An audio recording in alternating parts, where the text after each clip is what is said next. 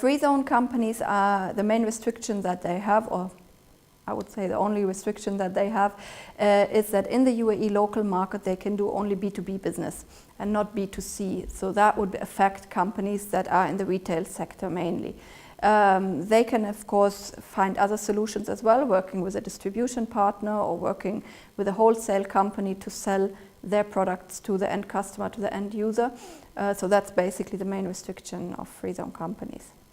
It's mainly important to get the correct activity on your license, because that's what we as an authority or the government in the UAE allows you to do as a business activity. This should be mentioned on your license. We approve that, and that's what you're eligible to do.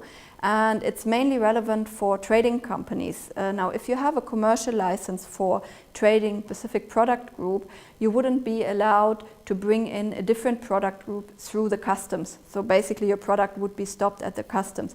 Let's say your license says trading with construction machinery, and then you get in, I don't know, another machinery, a fridge or a car or whatever. It would be stopped at the customs because your license says you are trading with construction machinery. So that's why it's important to get the activity right. But you also have the flexibility later on to add activities or to change your activities. So you don't have to be worried if you set up with a certain activity that you can never change it. You can change it, and especially in RAK Free Trade Zone we have a large variety of activities that you can always change to. Well, if you're coming for the first time, get as much information from people who are already there, from fellow Scottish companies, from fellow Scottish people living there, from all the organizations who are there to help.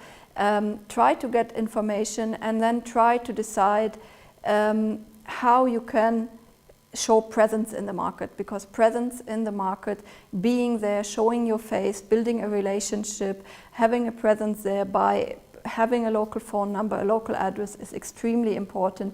Business is done between people and not between companies, so it's important to build that relationship.